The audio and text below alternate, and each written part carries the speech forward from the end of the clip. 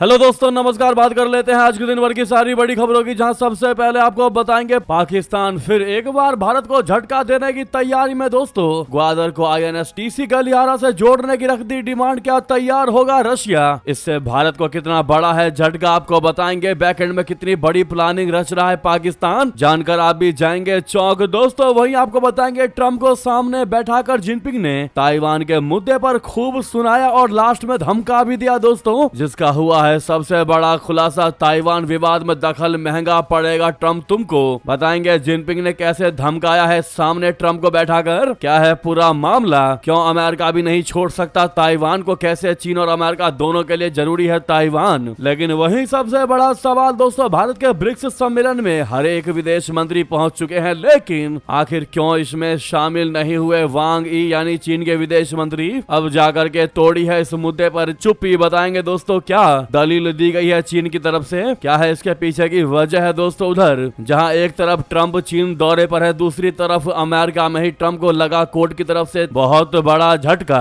Court ने 10% tariff को बता दिया अवैध, बताएंगे अमेरिका को अब लौटाने होंगे पैसे। तो वहीं आपके काम की खबर आपको बताएंगे दोस्तों, क्या टमाटर से लेकर गोभी से लेकर बिस्कुट तेल तक क्यों बढ़ सकते हैं इनके दाम, जेब पर होने वाला है बड़ा असर दोस्तों। आने वाला समय, आने वाला दिन कैसा रहने वाला है, क्या देश में लिमिट में मिलेगा पेट्रोल, डीजल और LPG? सरकार ने इस पर क्या क्या कहा, अपनी स्थिति साफ कर दी है सरकार ने। लेकिन फल सब्जी के दाम को लेकर एक से एक बेहतरीन जानकारी आपको बताने वाले हैं, बस आप वीडियो के अंत तक बने रहिएगा। और खबरों में आगे बढ़ने से पहले दोस्तों, अगर आप भी मानते कि पाकिस्तान भारत को कमजोर करने का प्रयास कर रहा है, उसका वो सपना कभी पूरा नहीं होगा और भारत पाकिस्तान को मुंह तोड़ जवाब देगा, तो वीडियो को लाइक करके चैनल को सब्सक्राइब करके बेल आइकन दबा के कमेंट में जय हिंद कह दीजिएगा। बात करते हैं पहली सबसे बड़ी खबर की, जहां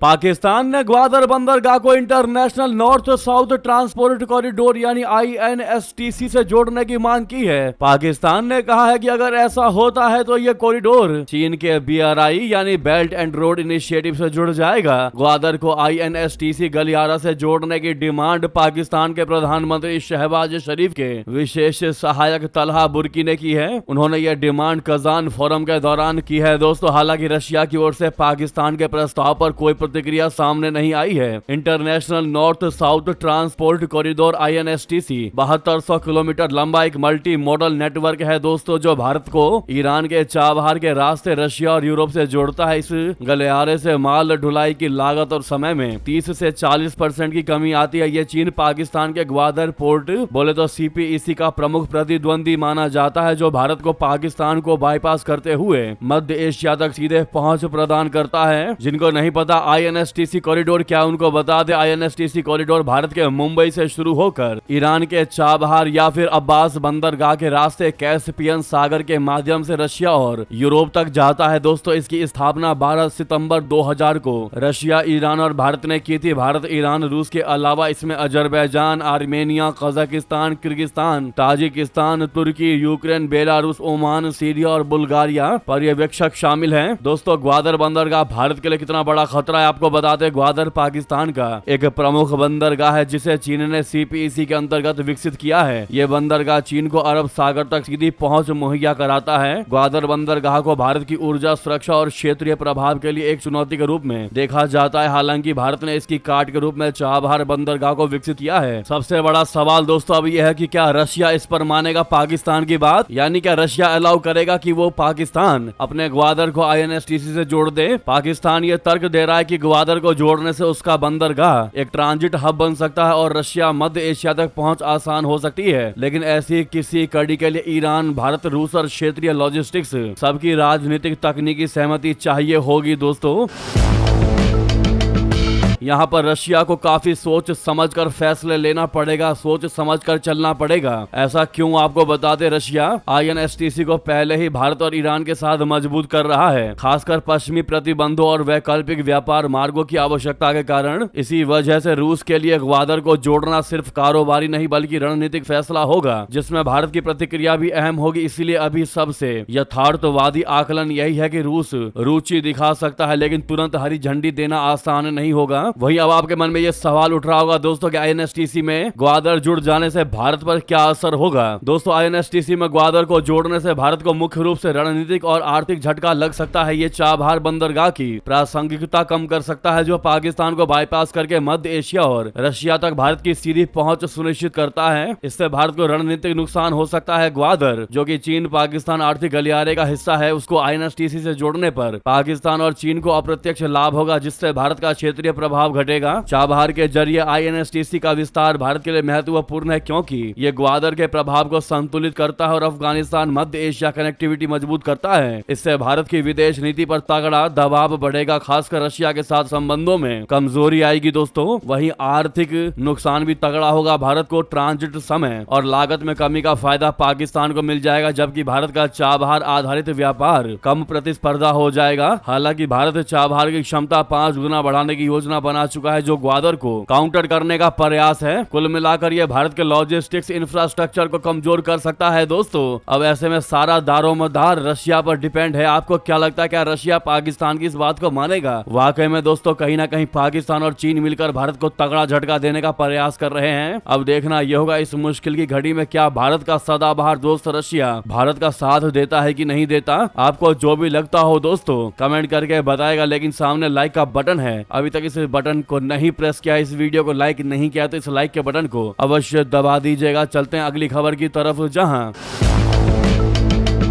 वहीं पाकिस्तान ने भारत में दोनों देशों के बीच संवाद की मांग उठाने का स्वागत किया। पाकिस्तानी विदेश मंत्रालय के प्रवक्ता ताहिर अंद्राबी ने कहा है कि शांति, सुरक्षा और साझा समृद्धि को आगे बढ़ाने के लिए रचनात्मक साझेदारी और बातचीत जरूरी है। विदेश मंत्रालय के प्रवक्ता ताहिर अंद्राबी से साप्ताहिक प्रेस ब्रीफिंग के दौरान भारत के पूर्व सेना प्रमुख रिटायर्ड मनोज नरवणे जी की टिप्पणियों पर प्रतिक्रिया देने के लिए कहा गया था। जनरल नरवणे ने RSS नेता दत्तात्रेय होसबाले के उस बयान का समर्थन किया था कि पाकिस्तान के साथ बातचीत के लिए हमेशा एक खिड़की खुली रहनी चाहिए। अब ताहिर अंद्राबी ने कहा कि भारत के भीतर से संवाद के लिए आवाजें उठना साफ तौर पर एक सकारात्मक विकास है। हमें उम्मीद है कि भारत की ओर से बातचीत की कोशिश होगी। हम निश्चित रूप से देखेंगे कि क्या भारत में इन आवाजों पर कोई आधिकारिक प्रतिक्रिया आती है। अपने आप ही दोस्तों पाकिस्तान संवाद की मांग उठाने लगा है और अपने आप ही इन बातचीत का स्वागत करने लगा है। आपकी क्या राय दोस्तों, क्या पाकिस्तान के साथ फिर से टॉक शुरू होना चाहिए, बातचीत शुरू होनी चाहिए? क्या कहते हैं आप लोग, अवश्य कमेंट कीजिएगा। वहीं नेक्स्ट खबर बता दें,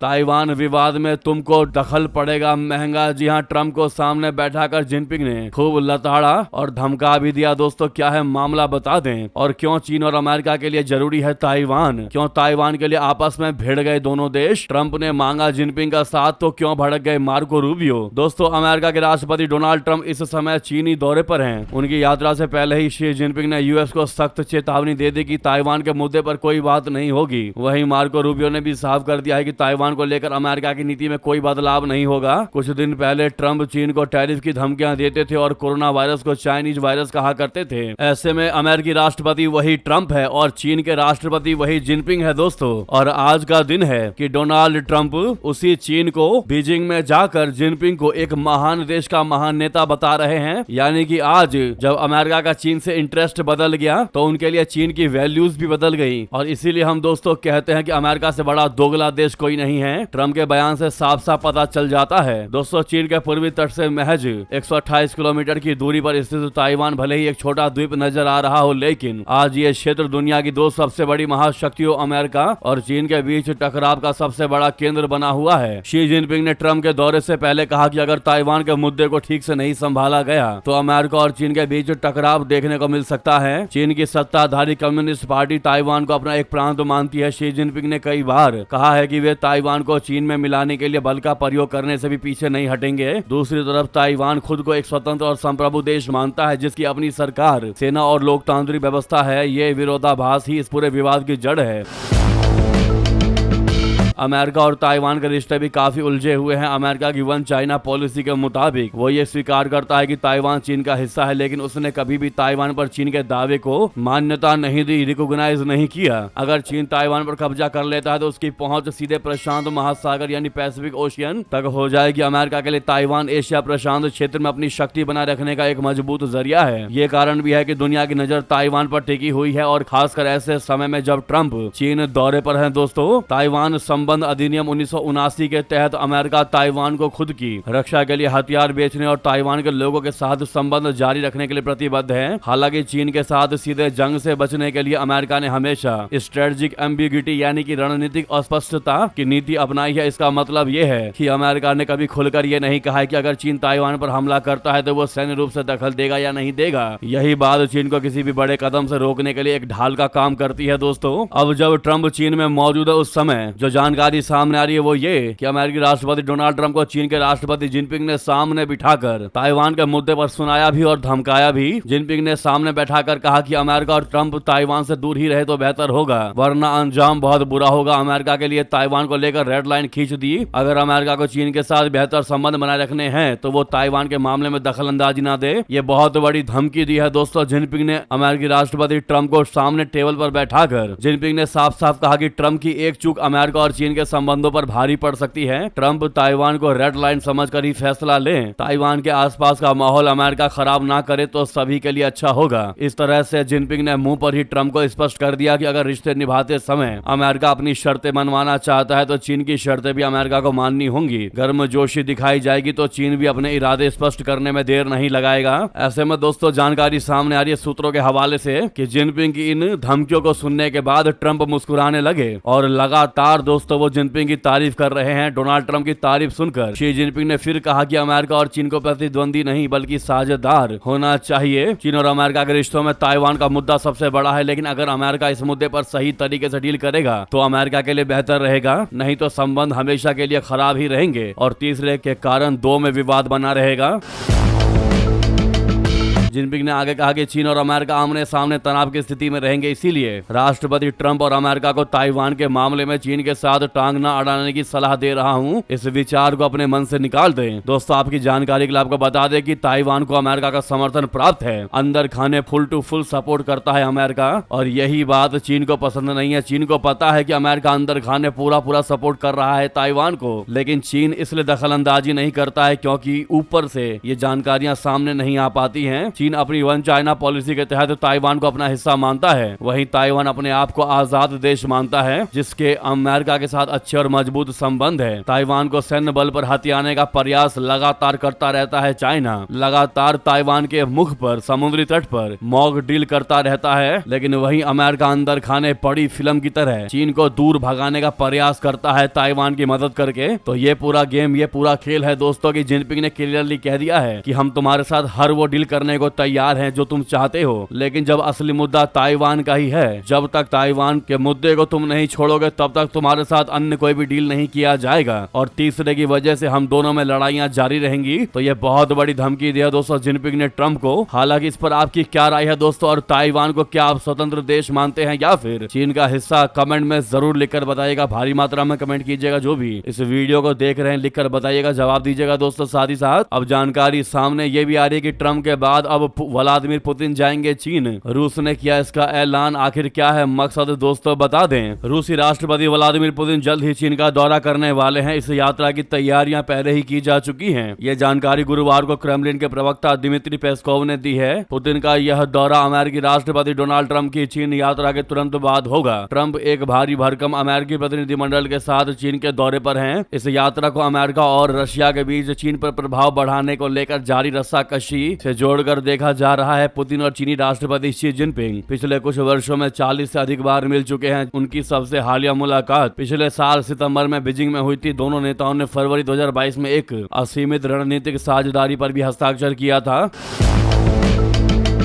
तो वहीं आपको बता दें जरूरी खबर, आखिर भारत में ब्रिक्स सम्मेलन में क्यों शामिल नहीं हुए वांग यी? चीनी विदेश मंत्रालय ने तोड़ी इस बात पर चुप्पी बताई इसकी असली वजह। दोस्तों, भारत में आयोजित ब्रिक्स विदेश मंत्रियों की बैठक में चीनी विदेश मंत्री वांग यी शामिल नहीं हुए। उनकी जगह चीन का प्रतिनिधित्व भारत में चीन के राजदूत शू फेईहोंग ने किया है। हालांकि चीन ने ब्रिक्स की बैठक को महत्वपूर्ण बताया है। चीन ने आधिकारिक तौर पर स्पष्ट किया है कि चीन भारत की ब्रिक्स अध्यक्षता का पूरा समर्थन करता है और बैठक की सफलता के लिए प्रतिबद्ध है। अब चीनी विदेश मंत्रालय ने बयान जारी कर बताया है कि विदेश मंत्री वांग यी भारत में आयोजित ब्रिक्स देशों के विदेश मंत्रियों की बैठक में क्यों नहीं शामिल हुए। चीनी विदेश मंत्रालय के प्रवक्ता गुओ जियाकुन ने गुरुवार को कहा कि समय की कमी के कारणों से भारत में चीन के राजदूत शू फेइहोंग ने विदेश मंत्री वांग यी की ओर से बैठक में प्रतिनिधित्व किया। गुओ ने कहा कि ब्रिक्स उभरते बाजारों और विकासशील देशों के बीच सहयोग के लिए महत्वपूर्ण मंच है। चीनी विदेश मंत्रालय के मुताबिक कार्यक्रम संबंधित कारणों से वो उपलब्ध नहीं हो सके। दरअसल दोस्तों, अमेरिकी राष्ट्रपति डोनाल्ड ट्रंप 13 मई को चीन दौरे पर बीजिंग पहुंचे हैं। ऐसे में वांग यी उनकी मेजबानी में व्यस्त है दोस्तों, और यही कारण है कि चीनी विदेश मंत्री वांग यी भारत में ब्रिक्स में शामिल नहीं हो पाए। लेकिन वहीं आपको खुशखबरी वाली खबर बता दे दोस्तों, G7 से आगे निकल गया ब्रिक्स। क्या इसके पीछे भारत रूस का पार्टनरशिप है? क्या भारत रूस पार्टनरशिप बन रहे हैं गेम चेंजर? बता दें, भारत जिस प्रकार से इस हफ्ते 10 उभरती अर्थव्यवस्थाओं वाले ब्रिक्स समूह की मेजबानी कर रहा है, वो कम से कम आर्थिक पैमाने पर अब पश्चिम से बड़ा हो चुका है दोस्तों। अंतर्राष्ट्रीय मुद्रा कोष यानी IMF की अप्रैल 2026 की वर्ल्ड इकोनॉमिक आउटलुक रिपोर्ट के मुताबिक क्रय शक्ति क्षमता यानी परचेजिंग पावर पैरिटी PPP के आधार पर ब्रिक्स देशों की संयुक्त आर्थिक क्षमता 88 खरब डॉलर तक पहुंच गई है, जबकि G7 की संयुक्त अर्थव्यवस्था 62 खरब डॉलर पर है दोस्तों। PPP कैलकुलेशन इस आधार पर होती है कि लगभग 4.45 अरब लोगों की आबादी अपने अपने देशों में वास्तव में कितना खरीदारी कर सकती है। G7 से बड़ा होने का क्या मतलब है, आपको बता दें आर्थिक स्तर पर यह बदलाव 2020 में आया। महामारी के दौरान ब्रिक्स के संस्थापक 5 देशों बोले तो ब्राजील, रशिया, भारत, चीन और दक्षिण अफ्रीका ने पहली बार PPP आधारित संयुक्त उत्पादन में G7 को पीछे छोड़ा। उस साल ब्रिक्स का संयुक्त उत्पादन 44.3 खरब डॉलर था दोस्तों, जबकि G7 का 42.8 खरब डॉलर ही था। जी हाँ, अगली खबर की बात करते हैं, जहां ट्रंप को फिर लगा बड़ा झटका। कोर्ट ने 10% टैरिफ को बताया अवैध। अमेरिका को अब लौटाने पड़ेंगे पैसे। जी हां, अमेरिका के राष्ट्रपति ट्रंप को अमेरिकी अदालत में एक बार फिर हार का सामना करना पड़ा है। गुरुवार को अमेरिकी व्यापार अदालत ने राष्ट्रपति ट्रंप द्वारा लगाए गए 10% वैश्विक आयात शुल्क को अवैध करार देते हुए रद्द कर दिया। अदालत ने कहा कि 1970 के दशक के व्यापार कानून का हवाला देकर लगाए गए ये शुल्क तर्क संगत नहीं है। आपको बता दें कि ट्रंप प्रशासन ने 24 फरवरी को दुनिया भर से आने वाले सामानों पर 10% का नया आयात शुल्क लागू किया था। इसके खिलाफ 24 राज्यों और कई छोटे व्यापारियों ने मुकदमा दायर किया था। राज्यों का तर्क था कि ट्रंप ने यह कदम सुप्रीम कोर्ट के उस फैसले से बचने के लिए उठाया है जिसने 2025 में लगाए गए उनके पिछले भारी भरकम टैरिफ को असंवैधानिक बताकर रद्द कर दिया था। नेक्स्ट खबर की बात करते हैं, जहां ईरान को अमेरिका के दोस्त सऊदी ने सुरक्षा की दे दी गारंटी, वहीं ठगा देखता रह गया UAE। दोस्तों, क्या हॉर्मुज पर बनेगी बात? बता दें, अभी तक ईरान समंदर और सरहद पर अमेरिका इजराइल जैसी बड़ी ताकतों से अकेला लोहा ले रहा था, जिसमें उसे रशिया और चीन का सिर्फ पर्दे के पीछे से साथ मिल रहा था। अब मिडल ईस्ट की राजनीति में एक बड़ा उलटफेर देखने को मिल रहा है, क्योंकि अमेरिका के सबसे करीबी गल्फ पार्टनर सऊदी अरब ने ईरान को सुरक्षा की गारंटी देने के लिए हाथ आगे बढ़ा लिया है। ये गारंटी नॉन एग्रेशन पैक्ट के जरिए दी जाएगी। ऐसी दरियादिली दिखाने वाला सऊदी वही देश है जिसे जंग की शुरुआत में ईरान ने मिसाइलों और ड्रोनों से निशाना बनाया था।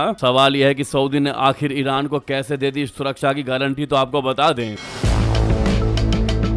सऊदी अरब अब ईरान को सुरक्षा की गारंटी देने की तैयारी कर रहा है। रियाद ने एक ऐसे नॉन अग्रेशन पैक्ट यानी गैर आक्रामकता समझौते का प्रस्ताव रखा है जो न केवल ईरान को हमलों से बचाएगा बल्कि पूरे इलाके की राजनीति को पलट कर रख देगा। इस खबर ने UAE जैसे देशों को हैरान कर दिया है जो इस युद्ध के दौरान ईरान के खिलाफ सबसे कड़ा रुख अपनाए हुए थे। सऊदी अरब का मानना है कि अमेरिका, इजराइल और ईरान की जंग खत्म होने के बाद एक ऐसा माहौल बनाना जरूरी है जहाँ कोई भी देश एक दूसरे पर हमला न करे। यूरोपीय देशों और यूरोपीय संघ ने भी इसी आइडिया का खुलकर समर्थन किया है, क्योंकि उन्हें लगता है कि तेहरान को यह भरोसा दिलाना जरूरी है कि वो सुरक्षित है। इससे UAE को झटका क्यों लगा, बता दे। इस पूरे घटनाक्रम में सबसे दिलचस्प मोड़ UAE का रुख है दोस्तों। युद्ध के दौरान UAE ईरान के प्रति सबसे ज्यादा सख्त रहा है और उसने ईरानी आक्रामकता पर नरम रुख अपनाने के लिए अरब संस्थानों की आलोचना भी की थी। वहीं अगली खबर की बात करते हैं, जहां प्रधानमंत्री मोदी जी जा रहे 5 देशों की यात्रा पर। UAE से इटली तक कहां क्या है एजेंडा उनका, बता दे। दुनिया भर में अनस्टेबिलिटी यानी अस्थिरता छाई हुई है। ऐसे में प्रधानमंत्री मोदी जी का 5 देशों की यात्रा होने वाली है दोस्तों। PM मोदी जी 15 से 20 मई तक यानी आज से 20 मई तक संयुक्त अरब अमीरात, नीदरलैंड, स्वीडन, नॉर्वे से होते हुए इटली पहुंचेंगे। संयुक्त अरब अमीरात के अंतर्राष्ट्रीय सहयोग राज्य मंत्री रीम अल हाजमी ने प्रधानमंत्री को अमीरात के नेतृत्व और जनता के लिए एक सच्चा खजाना बताया। उन्होंने कहा कि व्यापार और प्रौद्योगिकी के क्षेत्र में द्विपक्षीय संबंध नई ऊंचाइयों को छूने के लिए तैयार है। ANI को दिए गए साक्षात्कार में UAE ने राजदूत रहे संजय सुधीर ने कहा कि ये प्रधानमंत्री मोदी की यूएई की 8वीं यात्रा होगी। यूएई के राष्ट्रपति 5 बार भारत आ चुके हैं। दोनों देशों के नेतृत्व नियमित रूप से मिलते रहे हैं और पीढ़ियों के बीच जुड़ाव बना हुआ है। उन्होंने कहा कि मुझे लगता है कि पश्चिम एशिया में जो कुछ घट रहा है उसके मद्देनजर ये एक बहुत ही महत्वपूर्ण यात्रा है। ये समर्थन का एक सशस्त्र प्रतीक है। ऐसे में ऑल द बेस्ट या फिर best of luck PM Modi ji comment में जरूर कहिएगा आप लोग। अगली खबर की बात करें, जहां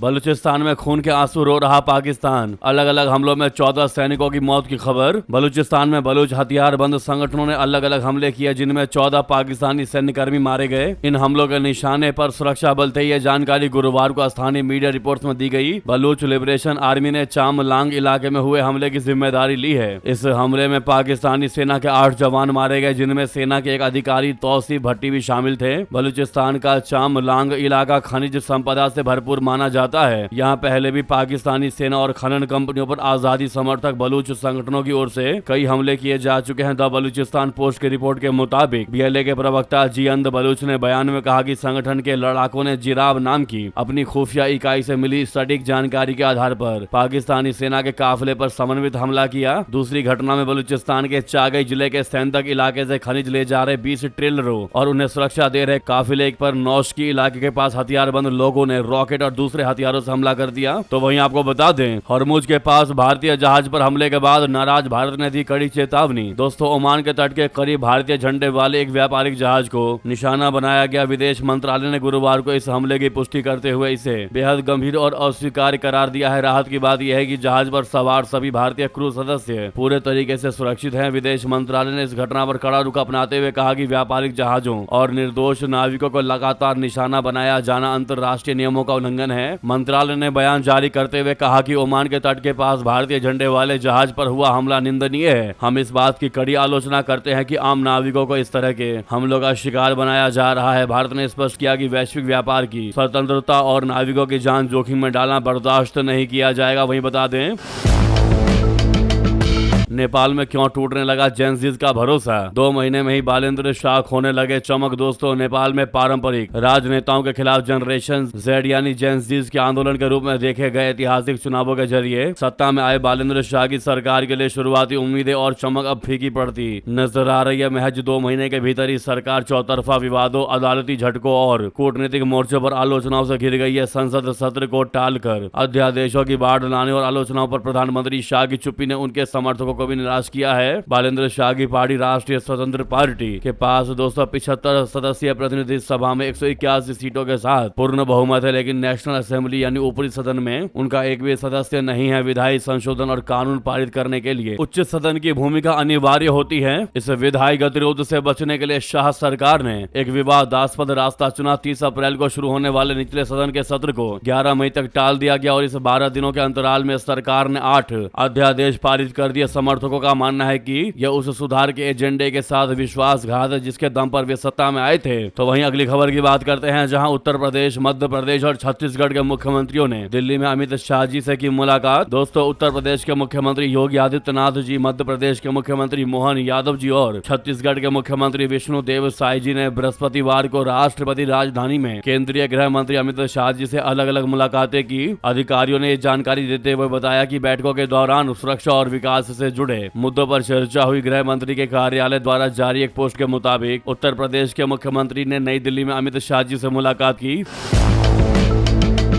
वहीं आपको बता दें, शराब केस से अलग हुई जस्टिस स्वर्णकांता, लेकिन 5 आम आदमी पार्टी नेताओं पर अवमानना की कार्रवाई। केजरीवाल की जीत भी और झटका भी। जी हां दोस्तों, दिल्ली हाईकोर्ट के आदेश के बाद आम आदमी पार्टी के कई बड़े नेता अब एक नए कानूनी संकट में घिरते नजर आ रहे हैं। जस्टिस स्वर्णकांता शर्मा की अदालत ने आबकारी नीति मामले से जुड़े सोशल मीडिया पोस्टर बयानों को लेकर अरविंद केजरीवाल समेत कई नेताओं के खिलाफ आपराधिक अवमानना की कार्रवाई शुरू कर दी है। जिन नेताओं के खिलाफ कार्रवाई शुरू हुई है उनमें अरविंद केजरीवाल, मनीष सिसोदिया, संजय सिंह, सौरभ भारद्वाज और विनय मिश्रा शामिल हैं। वहीं आपको बता दें, नीट पेपर लीक पर बवाल के बाद एक्शन में शिक्षा मंत्री, देर रात बुलाई हाई लेवल मीटिंग। जी हां दोस्तों, नीट अंडर ग्रेजुएट 2026 प्रश्न पत्र लीक मामले को लेकर दिल्ली समेत देश के कई राज्यों में छात्र जो है वो प्रदर्शन कर रहे हैं। इस बीच केंद्रीय शिक्षा मंत्री धर्मेंद्र प्रधान के आवास पर गुरुवार की देर रात एक अहम बैठक हुई जिसमें आगामी नीट परीक्षा को लेकर विस्तृत चर्चा की गई। इस बैठक में शिक्षा से जुड़े तमाम बड़े अधिकारी एक साथ जुटे और परीक्षा की तैयारियों का जायजा लिया। वहीं दिल्ली की एक अदालत ने नीट यूजी पेपर लीक मामले में गिरफ्तार 5 आरोपियों को पूछताछ के लिए सीबीआई की 7 दिन की हिरासत में भेज दिया है। कोर्ट ने इसी के साथ टिप्पणी की है कि इन आरोपों से संकेत मिलता है कि परीक्षा के गोपनीय प्रश्न पत्रों को लीक करने और आर्थिक लाभ के लिए प्रसारित करने में एक संगठित गिरोह की भूमिका थी। तो वहीं आपके दैनिक उपयोग से जुड़ी खबर की बात कर लेते हैं, जहां टमाटर, गोभी से बिस्कुट, तेल तक आखिर क्यों बढ़ सकते हैं इनके दाम, क्या जेब पर पड़ने वाला है तगड़ा असर। दोस्तों, अगर आप बाजार से सब्जी या किराना लेने की योजना बना रहे हैं तो अपनी जेब थोड़ी और ढीली करने के लिए तैयार हो जाइए। टमाटर और फूल गोभी से लेकर आपके पसंदीदा बिस्कुट और खाना पकाने के तेल तक आपकी रसोई का बजट जल्द ही बिगड़ने वाला है। सरकारी आंकड़ों और उद्योग रिपोर्टों के मुताबिक आने वाले महीनों में घर में बने भोजन से लेकर पैकेट बंद खाद्य पदार्थों तक रोजमर्रा की चीजें महंगी हो सकती है। सांख्यिकी एवं कार्यक्रम कार्यान्वयन मंत्रालय द्वारा जारी आंकड़ों के मुताबिक अप्रैल 2026 में खुदरा मुद्रास्फीति बढ़कर 3.48% हो गई है, जिसमें इसमें सबसे बड़ी भूमिका खाद्य पदार्थों की कीमतों ने निभाई है। उपभोक्ता खाद्य मूल्य सूचकांक यानी CFPI अप्रैल में 4.20% तक पहुंच गया है। वहीं अंतिम खबर की बात कर लेते हैं इसी से जुड़ी, जहां क्या देश में लिमिट में मिलेगा पेट्रोल और डीजल और LPG गैस। सरकार ने इस पर भी अपनी स्थिति साफ कर दी। आपको बता दें,